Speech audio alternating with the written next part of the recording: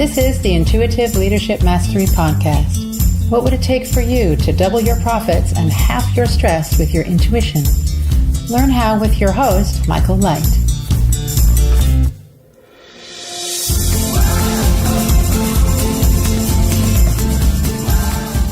So we were going to have a conversation about business intuition. I don't know if there's any particular aspect, makes sense for you to talk about, or. Well, it really drew me in what you were doing. When I first saw TLC, right? I'll just kind of give you what connected me to. You sent me a request a while back, and I hadn't really looked at anything that you had been doing. Every now and then, something came across my news Facebook feed, and then one day I saw TLC, To the Light Connect, and that really connected with me because for the past few years I've been meditating, and I've been meditating in the, I don't know if you're familiar with any of the yoga techniques, but Kriya Yoga. Mm-hmm. And I've been meditating in the Kriya Yoga with the Kriya Yoga method, and the To the Light Connect is one of the main focuses of connecting with the broader consciousness that exists, right? Mm-hmm. Universally. And when I saw that, I said, okay, I really need to start watching Michael and see, what's going on and kind of where his thought and his mind is, because there's not a lot of people who can. The acronym was very, very well thought out, and there's not a lot of people who can simplify the concept to that point. And started watching kind of some more of what you were doing, and then really got interested in your whole business intuition thing. And I read, a lot of the comments that go on your Facebook page. And then you started writing the book. And so, coming back to intuition, all of the, all the pieces I just talked about were based in intuitive, if you will, who is this person, the intuition to go forth and accept you, and then, continue to kind of monitor. I was very fortunate to go to a conference about 3 months ago in the Turks and Caicos Islands.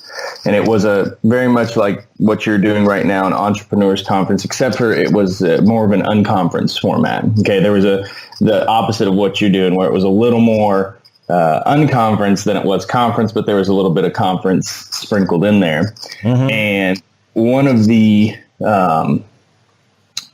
the speakers at the conference was an astrophysicist, astrobiologist, and he was talking about intuition, and talking about how in our guts we people use the term gut feeling. I had a gut feeling on that one.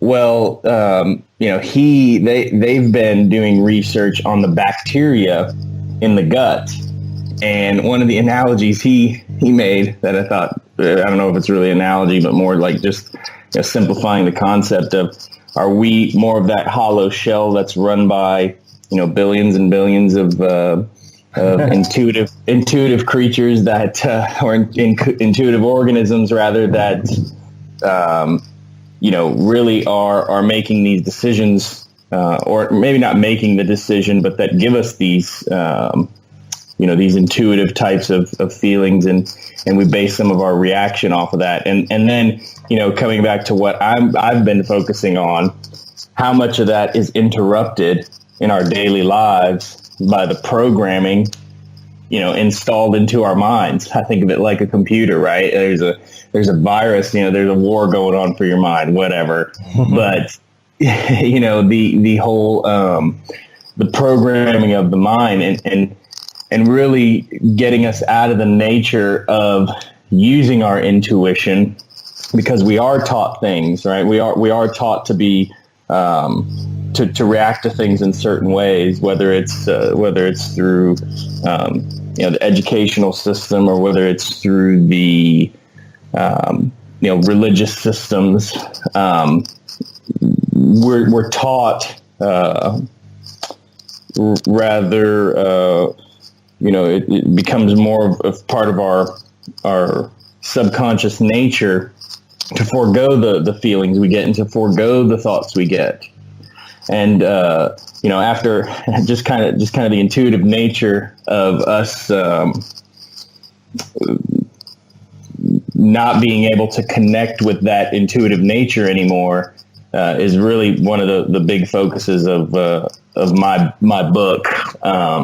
And what I've been researching. And so I thought this was all very interesting, because up until I went to that Turks and Caicos the trip, that unconference, I really hadn't been focusing much on the intuition part of things, and how it's more important. I believe it's more important than logic. More important than logic and reason, because logic and reason comes from us.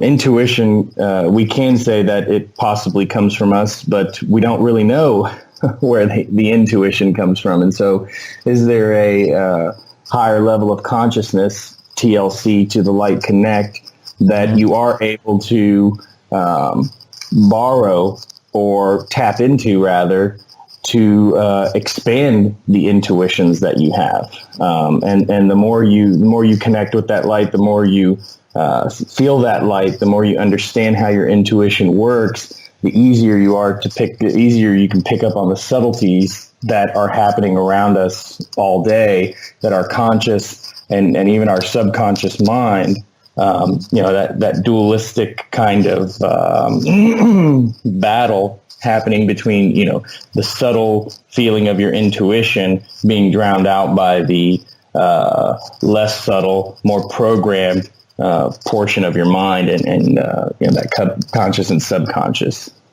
That was a long enough rant.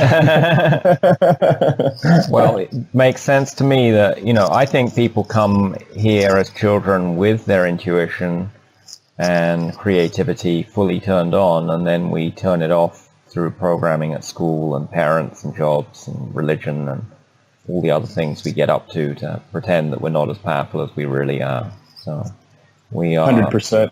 We're all spiritual beings with a body on this planet in a time, playing the human game to have an experience. And, waking up to our intuition is part of that experience. So, but you can only wake up to intuition if you pretended you don't have it in the first place. So interesting. Explain what you mean there to me. Well, if we'd stayed awake as we come in as children, where we're fully in touch with our intuitive side and creativity and being in the flow of life, then it wouldn't come as any surprise that, of course you use your intuition when you have a business, right? But So many of us have gone through education and other training to, learn that, the rational mind is the only way you should decide things, and don't pay any attention to your feelings or gut or intuitive thoughts. Any voices in your head are signs that you're crazy, so you better not talk about that. And don't listen to messages from body parts, because that would be also crazy. So, by having had all those experiences where we pretend that we don't have access to this intuitive information, then when we realize it later in life that, I can use my intuition to decide what products to carry in my business or what services to provide, to decide who to interact with, to attract people to work with, then it's a nice surprise. So that's what I mean by creating that experience. That's great. And so, the very interesting part of what you kind of just touched on there is how if we were earlier on in our lives, if we were not taught anything or allowed to kind of in a non-standardized manner absorb and take in what we know as this human experience, our intuitions would be so much more a part of our everyday lives. How do you feel like that would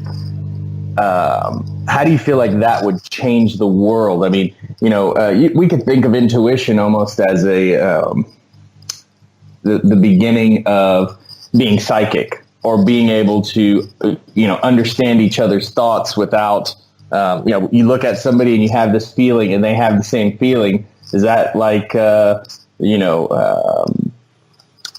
telecommunication, right? Or like communicating with the mind. And so how do you feel like the world would be different? Do you feel like that's part of that unused portion of our brain that we're not tapping into? What are your thoughts on that?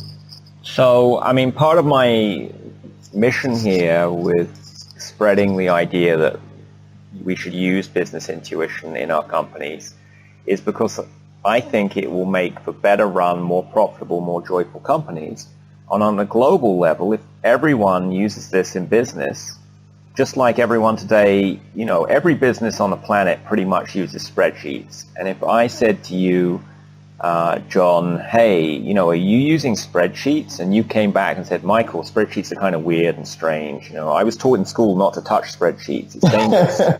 I mean, I'd be like, what the fuck is he talking about? And I didn't know we could cuss on this. So, okay, good. You just opened up like half of my vocabulary. Oh, yeah, of course you can. I'm just joking. So I think in a few years' time, that'll be the same reaction to a CEO who says, oh, yeah, I don't use intuition. That's, it would be stupid, I mean, sure, it's a choice. You don't have to use intuition in your business. You don't have to use spreadsheets, but it's a tool. And it makes it so much easier to run your business, particularly as things, the pace of change has just increased so much in the last few years, and it's getting even faster. And the amount of information that comes in is so much that, you can't handle it on a rational basis. You've got to pick and choose, using your intuition, where to go and what leads to follow and what people to talk to. Because you can't talk to everyone. You can't follow every new technological change. You've got to have a gut feeling about where's going to bring you the most joy and the most money. So that's on the tactical level, at the business level. And then at the global level, just imagine a planet where everyone is using their intuition in their business. The businesses would be making much more heart-centered, decisions that are beneficial for people. Absolutely. I think we will live in a better planet when business leaders and everyone in the business is following their intuition. And that doesn't mean we throw logic out the window with the bathwater and the baby. The logic is a tool as well. Rational thinking is a tool as well. These are all just tools for having a joyful life and creating what we want in our business. If you look at the ultimate bottom line in a business, why do we have a business? Want to create money. Maybe we want to have a legacy. Maybe we want to change the world. But underneath all of those, we want to be happy. Absolutely. So why not get to where we want to go quicker and easier using intuition? That's my thought. So this whole thing, I mean, yes, I am writing a book, and I've got the Facebook group, and I'm planning an e-course as well. And these are all useful ways to spread the message, but really this is about a movement of changing how business is done in the world. So it's, it's one thing to say, be intuitive, right? And it's another thing to teach somebody how to understand when intuition is knocking on the door and they need to listen and pick it up, right? It's that, is this intuitive thought or action, or is this, logical reasoning thought or action? And I agree with you 100%. You can definitely use both. But how do you train? I know that through meditation, right?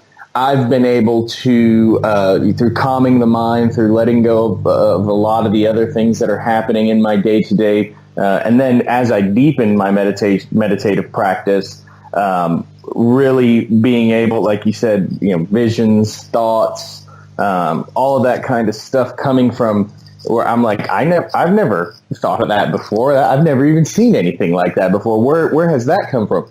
So how do you get somebody from the point of, I'm a logical reasoning being to I'm somebody who now understands when I'm seeing when I'm feeling intuition, and now I can harness that and use it. What techniques are you advocating for? Are there techniques, or is it just a matter of being more receptive to it?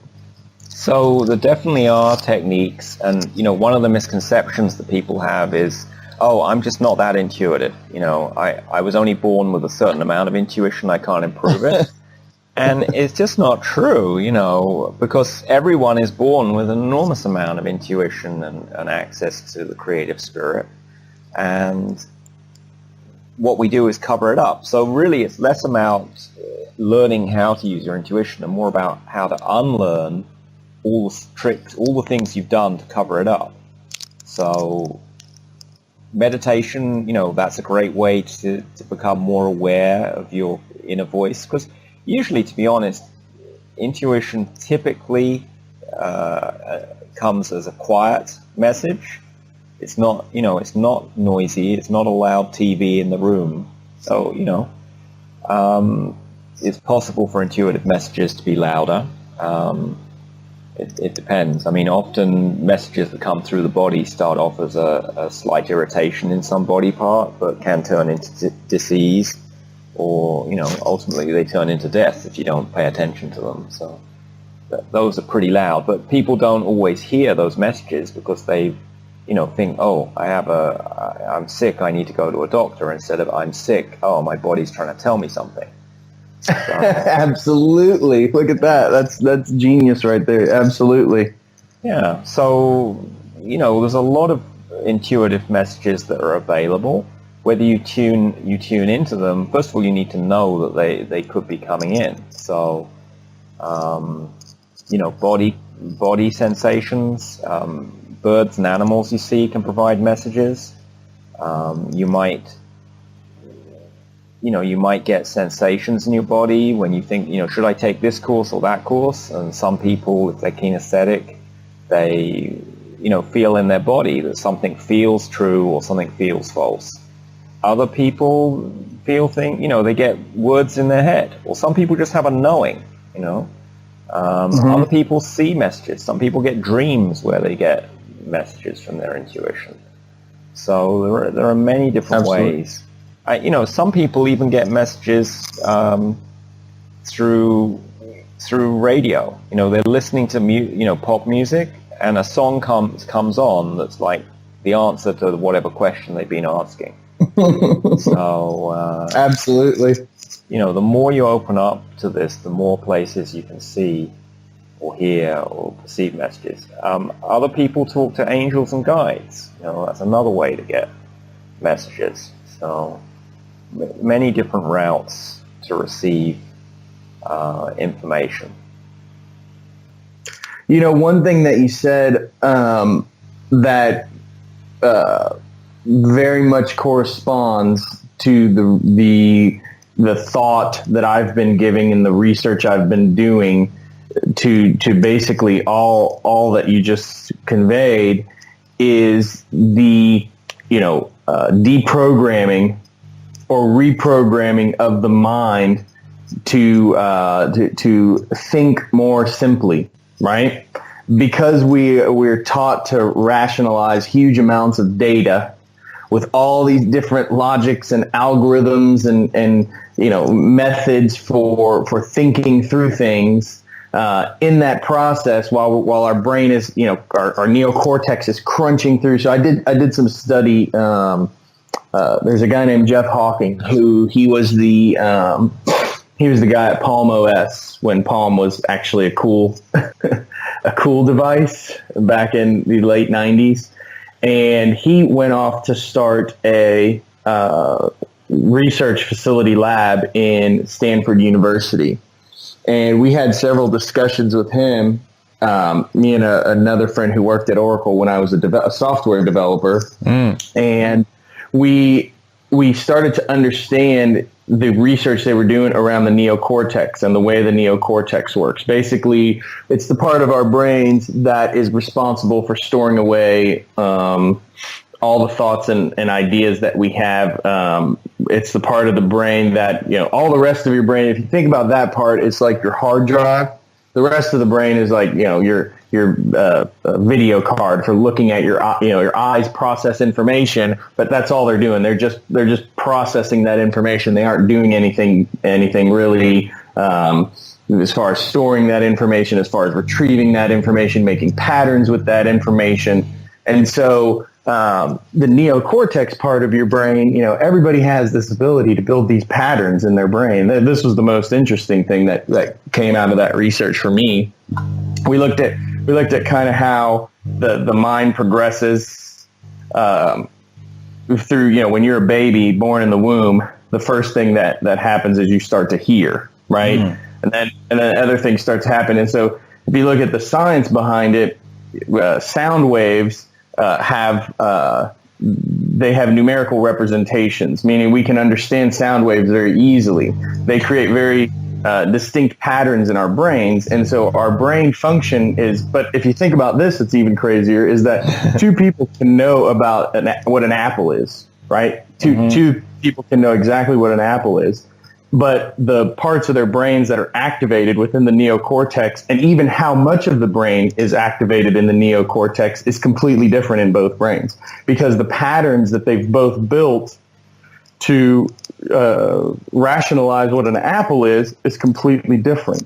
And so and an apple's a pretty concrete, simple idea. When you think about business concepts, about having employees or tasks or money, all of those are far more complicated and far more likely to be different. Exactly, and far more likely to, they've theorized that there are 6 layers of the neocortex. And if you think about each layer as a cube, a 3-dimensional cube, and there's something, and you may want to just briefly, take a look at this for your stuff. This may help open your eyes to some things. It certainly did for me. But there's these things called sparse distributed representations. So our brain, instead of like a bit or a byte pattern, binary pattern where you have zeros and ones turned on, and in a byte, if you don't have the entire sequence of the byte, you lose the value of the byte, right? So if our brains work like that, that's why when people get brain damage, they're able to recover. Even though that part of the brain may never recover, they still can, because our brain, when it creates these SDRs, these sparse distributed representations, it only turns on the relevant bits. So if you look at something like a sound wave will create it'll turn on bits in your mind, and all those other just like Google's Big Table. If you've ever researched some of these really large hashing and data storage algorithms, they're based off of a similar pattern. Okay. Well, anyway, these cubes, these 6 layers of your mind, these cubes, if you will. Think about the cube having dense areas of points, right? Look like a cluster of galaxies. If you're looking at the universe, and you go out and you know the web of the universe. Have you ever seen a visualization of that? I've seen pictures of galaxies, but you're talking about 3D representation. Yeah, like if you zoomed out, imagine zooming out on the galaxy and seeing where you have clusters of galaxies, but they're just a bunch of little points, and it looks like this web, right, with clusters, with dotted clusters in certain areas where the galaxies, due to gravitational force, have pulled together. So if you think about this cube in a similar manner, those clusters of data points are statistical or representations of similar data.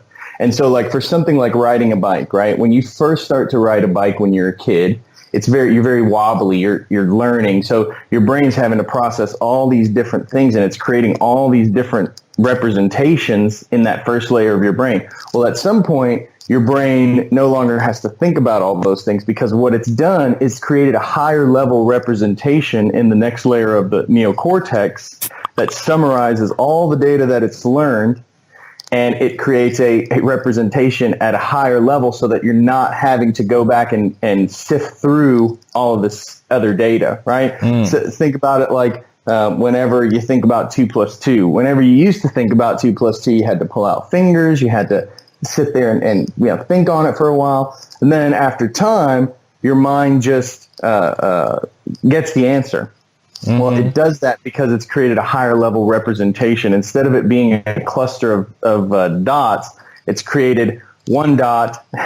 Does that make sense? To some degree, that's how these layers of our neocortex work.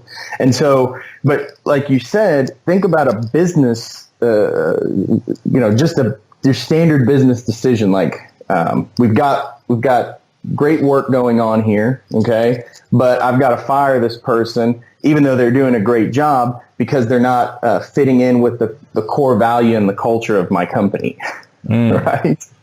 So think about all the decisions that are going on in your mind that you've been taught to, instead of just being intuitive with it, right? Forget about all those layers in your brain for a second before you make your decision, and be intuitive with what feels like the right thing to do.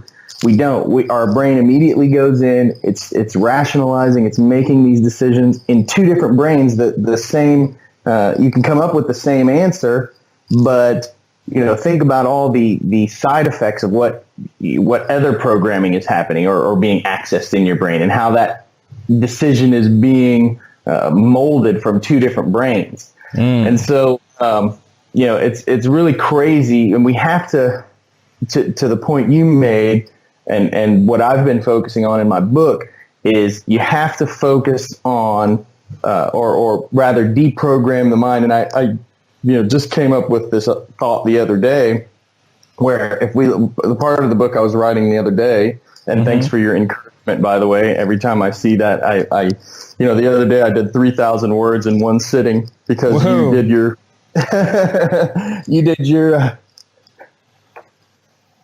go ahead. No, it's great. I know. I was like, you really inspired me that day. I was like, man, I got to go crank out some words. He's on that plane, cranking out words. I got to too. So, but I'm really happy that I did, because I had this, I don't want to call it a revelation, but I had this, thought around the difference between, and there's a guy named Paramahansa Yogananda. He's a Indian yogi who came here from India, of course. But just to kind of qualify, he was the book that he had written about his life, the autobiography of a yogi, was the only book that Steve Jobs had on his iPad when he died. A lot of other famous business people have, been following this guy. And so he has, he to this revelation, now back to this revelation I had, he believed, the God-focused mind and the sin-focused mind, right? And I'm not a very religious person, but if you think about it from a program, and I'm a software developer, so I tend to do, a lot of algorithms, try to explain things to my mind in algorithms. Like, how would that work if it was an algorithm? And you think about the programming that focusing on all this sin puts in your mind, right? They tell you to, connect with God, be one with God, try to be like Jesus or Krishna or whatever manifestation you want to refer to.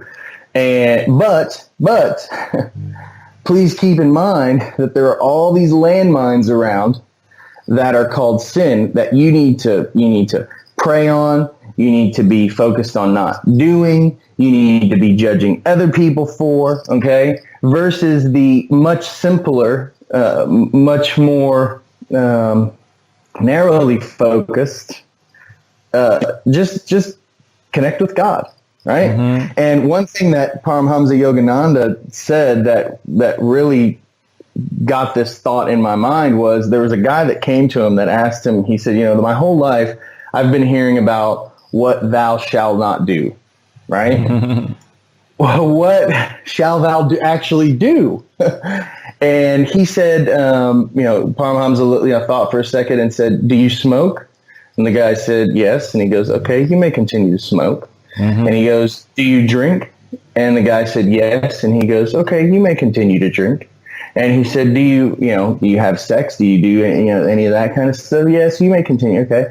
So then he goes, you may continue to do all that stuff, but I cannot guarantee that after simplifying and focusing your mind, that all those things won't melt away. And so that, I took that as a, thinking back about how you would program something that was focused, that was thinking about one thing versus something else that was thinking about all these other things.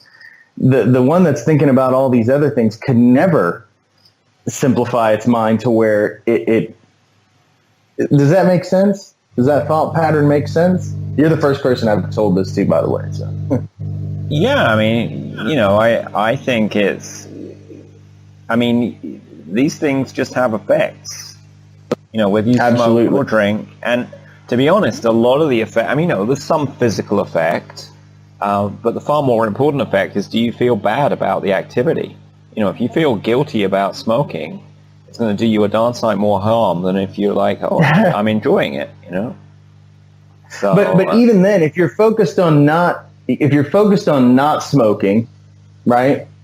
How many times have people, like, I can tell you from my experience, okay, drinking, not that I was a big drinker, but, stop drinking, I should stop drinking, I should start doing, things better for my body to feel, not because of, like you said, the harmful effect of the actual smoking or drinking, but to feel better about my body. But, I would flip that around. Feel better about your body first, and once you feel good about your body, it's like, you're just not going to smoke as much. Or at all, exactly. Possibly, Exactly. Or at all, possibly. Exactly. But to me, it's like, instead of having a rule, thou should not smoke, not that that's in the Bible or anything, but it feels like it's in the modern thing. It's like, notice how you feel before you have the cigarette. Okay, why do I have this habit and urge to have a cigarette? So cut out the automatic programming and make it conscious. And then make it, maybe clear whatever, if you're feeling afraid or whatever the thing is, send light, do TLC and send light to the fear. Ask what's the earliest age I felt the same way and clear it. Maybe you don't need to have the cigarette at all. But after you've cleared it, then make a new choice. Say, okay, do I feel like a cigarette now? And if you do, have the cigarette. And enjoy it, enjoy every part of it. And notice how you feel when you're smoking it, and notice how you feel afterwards, Right. I haven't smoked for a long time, and I never did smoke more than like a packet of cigarettes in my life. So, because I didn't like how I felt. But me too. I can apply the same thing to eating sugar, which is a far more common substance. And, I often eat sugar when I'm feeling a bit depressed or sad and I want to pick myself up. And I don't think about it. I just automatically reach for the sugary substance. And then during I'm eating it, I may be conscious of how I feel, or I may be unconscious. But I often get a rush from eating the sugar. And then afterwards, I get a dip, what they call sugar blues, where you feel a bit down, low energy, depressed as the sugar wears off. Where often people who are addicted to sugar will eat another candy bar at that point in order to prevent the dip from happening. Just as cigarette smokers get a high from the cigarette, but then afterwards, whatever the time period is, they get a dip and they want another cigarette.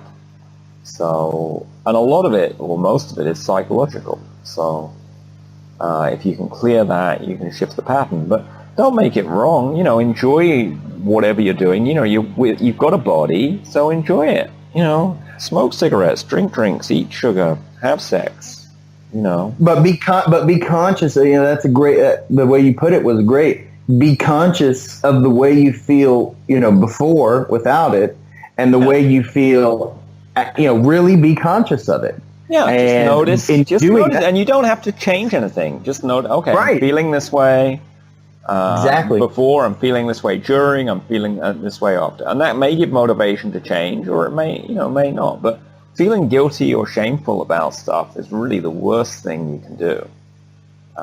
Right.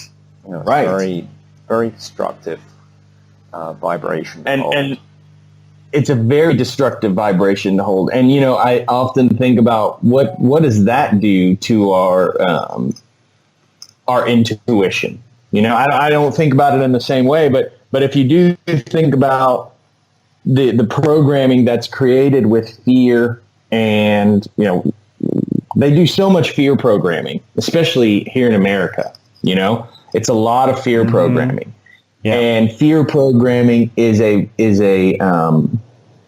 it's oftentimes the first emotion you come across: anger, fear. Right. Mm-hmm. And the more you have in your mind, the more shit you have to wade through to get, and so those things are very, I think purposefully they do that to keep us away from our intuition, to keep us from making a better world through doing what's right, doing what's good for each other, because it's an intuitive part of us. We don't, like you said, we're not born wanting to go to war. We're not born. Those things are not inherently part of our nature. Those are programmed into us, right? Mm-hmm. And so I think that more than anything, we have to open up, and we've been doing a lot of stuff with kids. I was very fortunate. A friend of mine who you might want to interview as well. Introduce me. Yeah. He's a great guy. He played football in the NFL for 4 years. Before that, he was. You want to talk? Okay, so this would be a great guy to talk to about intuition. Okay. Sports uses intuition all the time. Oh, massively. Because you've got too much information in too short a period of time. You're playing football. You've got less than a second to figure out how you're going to react. There's no way you can whip out a spreadsheet and try and analyze what's going on. It's all feeling the whole time. Like there are some for myself, I played college football too, and I can tell you innumerable amount of times where the play started, I don't remember anything that happened, and then at the end of it, I scored a touchdown. And so I hear similar stories from him. And he's got a really great story. He started off as a walk-on at Georgia Tech behind 7 guys, 7 other running backs. All of them within the first 3 or 4 games of his freshman year got hurt.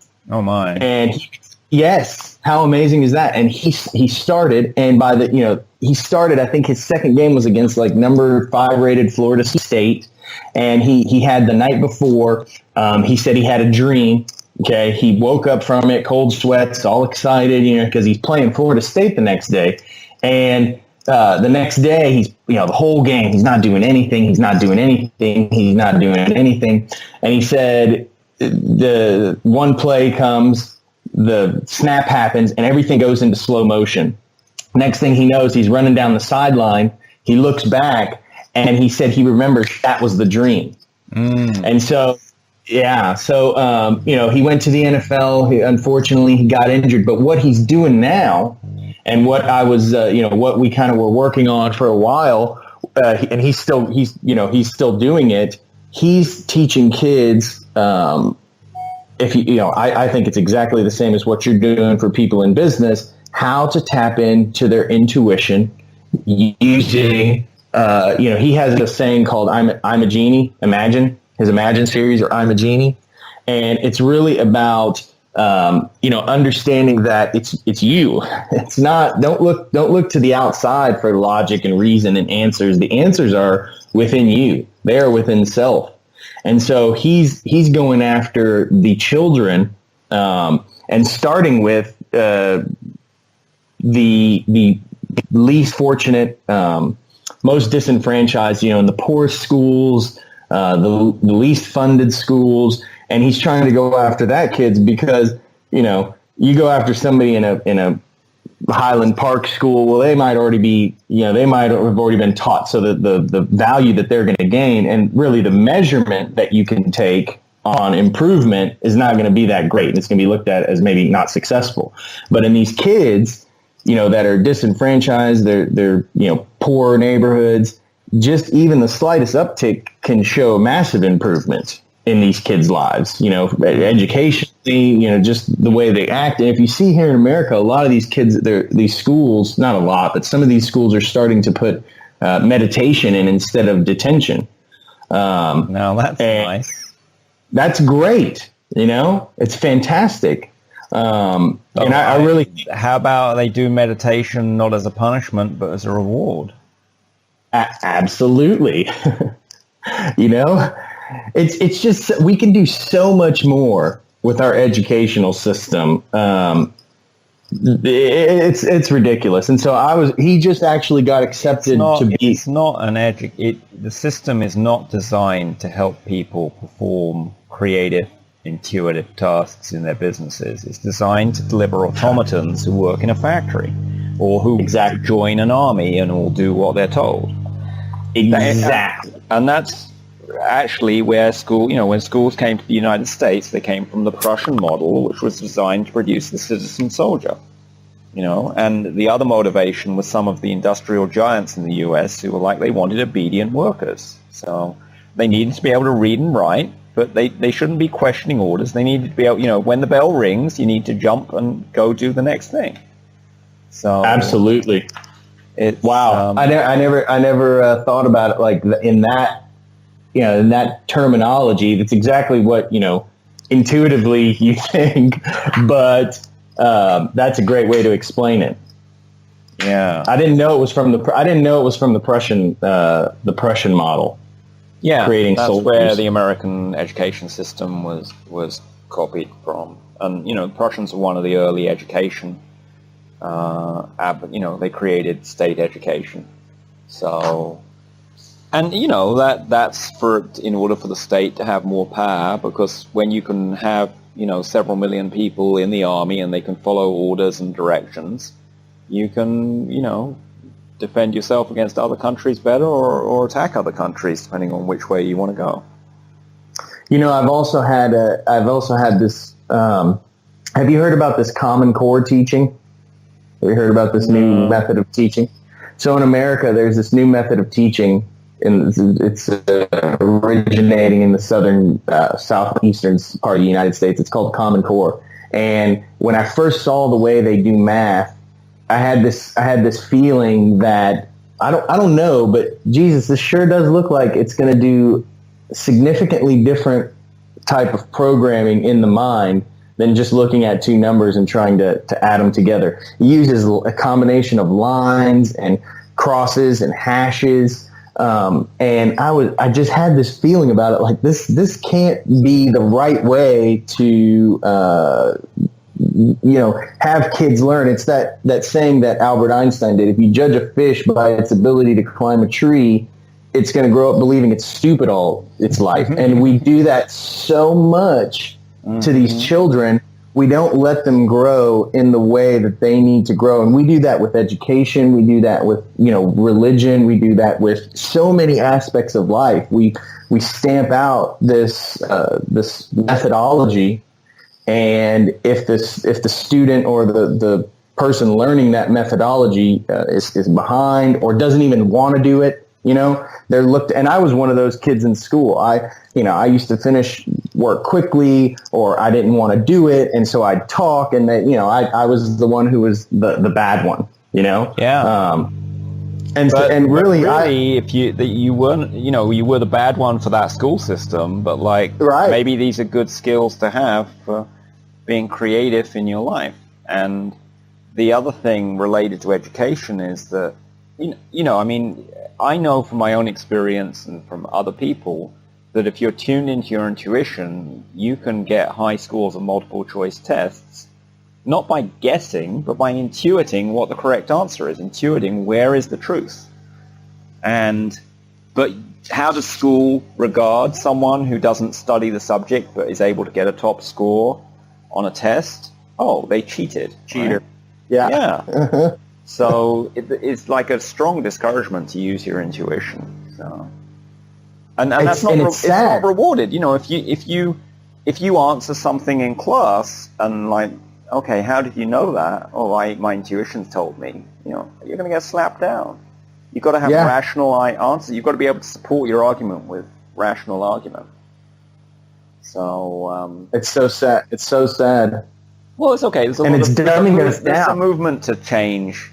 There's a lot of the unschooling movement, I think, is around changing this. So, that seems to produce, and also the, I forget the name of it, the Montessori schools, and there's another kind of school whose name escapes me. But, Catholic schools? No, they don't encourage intuition. Yeah, not at all. Anyway, there are some more... talking about types of schools that encourage intuition? Yeah, there's Montessori schools, and then there's another type that I visited where all the kids I met there were like full of life. These are teenagers. Usually teenagers are sullen, withdrawn, sarcastic, not very, full of life. And these children, they were creative, they were trying new things, they were confident in their own abilities, because they hadn't been squashed down, So, wow. Yeah, and this is possible. People don't have to. People can be wonderful, creative, spiritual beings if we let them be. So, anyway, I have an event I'm going to, John, so it's. I just want to wrap this conversation up. Do you have a name for your book, or? I'm still going through names. I have a few that I've settled on, but I'll shoot you something here in the next week, with a name. I'm planning to wrap it up here in the next week. Okay, cool. And then how would people find you? As far as find the book? Do you have a website, for example? Yeah, I'm gonna have a website. We'll pair it with a Facebook page. We'll have all the social media kind of channels tied into it, and then we're going to do cool. Amazon. Well, once you have that, let me know, and I can tack it onto this recording. Absolutely. And also, I will connect you right now with my friend PJ. He's already great. Yeah, I'd like to meet people who use intuition in sports, in the military, in medicine. Those are all three fields where, definitely you can benefit from intuition, but people don't always talk about it. He does. He loves to. So you'd have a great time talking with him. Fabulous. Well, I appreciate you getting up so early, John, and I'll see you in the Facebook group, and I'm sure we'll get to meet in person one day. Absolutely. Look forward to it. Have a great day. Okay, bye. Bye-bye.